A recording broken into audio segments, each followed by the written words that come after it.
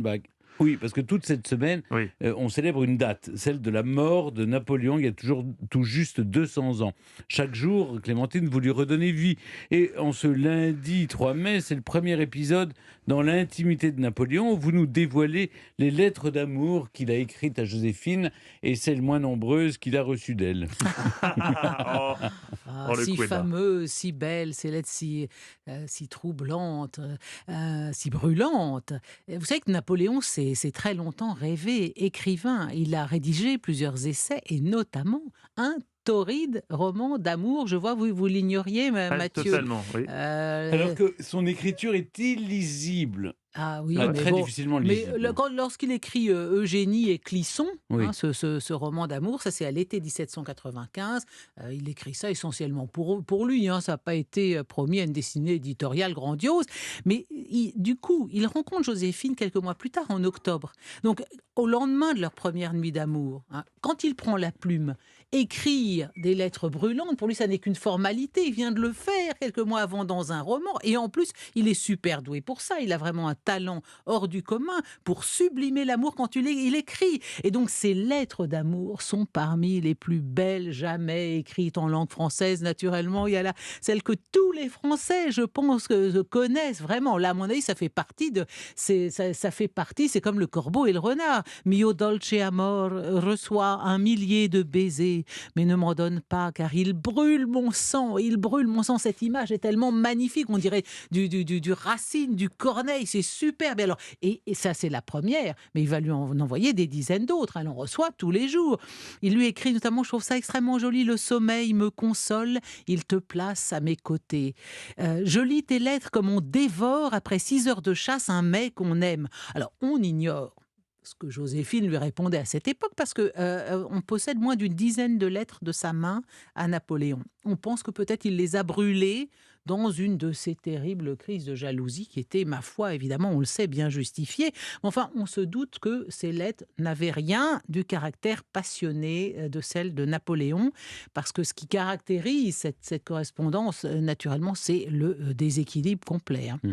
Parce que alors lui, il écrit ça, tes baisers brûlent mon sang, mais pendant ce temps-là, elle est plutôt indifférente, elle lui est infidèle pendant la campagne d'Italie, puis pendant qu'il est en Égypte.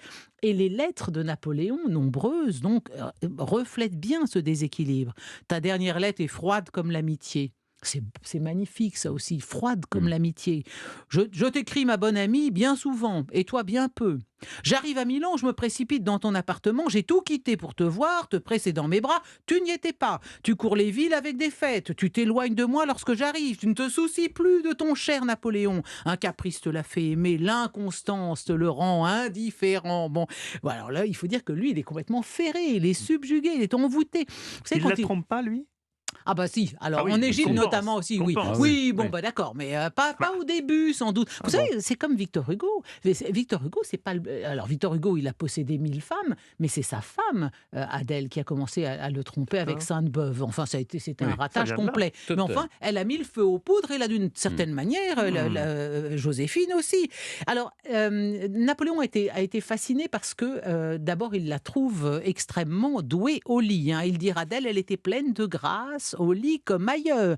Il faut dire qu'elle est une femme expérimentée, c'est une femme mariée. Elle a été l'épouse d'Alexandre de Beauharnais, qui était un libertin notoire, dont on dit qu'il a probablement servi de modèle au Valmont des liaisons dangereuses. Donc lui, il en connaissait un morceau. Et Joséphine aussi. Et d'ailleurs, on peut en juger par le caractère absolument érotique et torride également que lui adresse Bonaparte depuis l'Italie. On en déduit que les jeunes mariés avaient des nuits agitées, pour ne pas dire torrides, hein. Baisers à la bouche, aux yeux, sur l'épaule, au sein, partout, partout, hein. Et alors, j'en passe, et des meilleurs, hein. Je vous renvoie à la réédition de leur correspondance. Bon. Et donc, vous voyez, c'est des lettres comme ça, au début de leur mariage. Napoléon est en Italie, puis en Égypte. Elle en reçoit quasiment tous les jours. Et du coup, elle dit à sa grande copine, Madame Talien, mon mari ne m'aime pas, il m'adore. Je crois qu'il deviendra fou. Et avec le temps, c'est très amusant de voir comment la tonalité de la correspondance change, y compris du côté de Napoléon, parce qu'il signe toutes ses lettres « Adieu mon ami, je t'aime et t'embrasse ». Alors vous avez 10 lettres à la suite, comme ça « Adieu mon ami, je t'aime et t'embrasse, adieu mon ami, je t'aime et t'embrasse, tout à toi, tout à toi ». Et puis il y a une véritable inversion de la situation. Après 7 ans de mariage en 1803, c'est à présent Joséphine qui est demandeuse. C'est elle qui a peur que Napoléon ne la quitte. Elle lui écrit « Je veux toujours être à tes yeux, la bonne, la tendre Joséphine, occupée uniquement à ton bonheur ». Bah, tu parles Un peu gros. avec le temps. Non seulement elle s'est authentiquement attachée à lui, bien sûr, mais c'est plus des lettres d'épouse et d'amis. C'est pas des lettres, on n'en est Jamais. plus à ne donne pas de baiser parce qu'il brûle mon sang, hein. Alors, et d'ailleurs, de fait, lui, il va peu à peu se détacher d'elle. Elle l'a tellement trompé. Et puis aussi, pour la raison que l'on sait, le besoin de créer de fonder une dynastie. Mais il ne lui ôtera jamais son affection, ses attentions. Il sera toujours plein d'égards pour elle. Ces dames d'honneur, on peut témoigner qu'à la Malmaison, il lui donnait des petites tapes affectueuses. Il l'appelait ma grosse bête, hein. C'est plus le début de leurs ma grosse bête. Mais enfin, bien après leur divorce, leurs relations resteront empreintes de tendresse et d'amitié sincère. Et la dernière lettre de Napoléon à Joséphine date du 16 avril 1814. Elle est écrite de Fontainebleau. Il ne la reverra jamais, puisque quand il rentre de l'île d'Elbe pour les 100 jours, elle est morte. Adieu. Ma chère Joséphine, résignez-vous ainsi que moi et ne perdez jamais le souvenir de celui qui ne vous a jamais oublié et ne vous oubliera jamais. Et la vérité de ce couple, c'est sans doute ça, c'est cette complicité et cet amour qui avait été grand, même s'il y avait un petit retard à l'allumage du côté de Joséphine.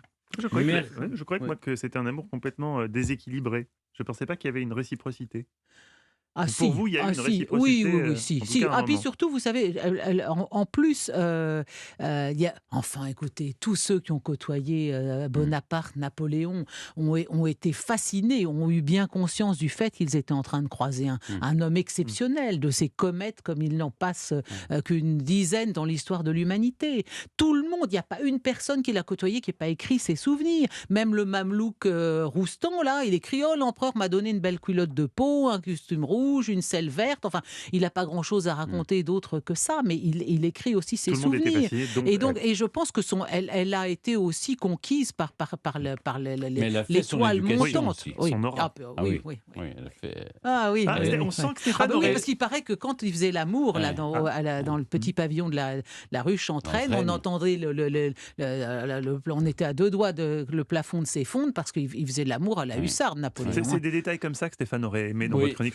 Il, Oui. il attendait Oui, mais plus là, on était au de détails tabou. croustillants. Justement, Clémentine, demain est un autre jour. On va continuer demain à parler de Napoléon. Sur quel thème? Alors là, je vous parlerai de ces petites manies parce qu'il en avait de très nombreuses. Vous Il verrez. avait des tocs. Oui. Oui, tout à Napoléon fait. Il avait avait des tocs autour des de la tocs. propreté. Il avait des rituels, bien Ouais. sûr, oui, c'est Il vrai. aimait la Oui. propreté. Ah oui, c'était un maniaque Mm. de la propreté. Même Et il aimait beaucoup pétuner. pétuné. Qu'est-ce à dire? Réponse demain. Oh, Ah, ça, c'est suspense. ça, c'est suspect.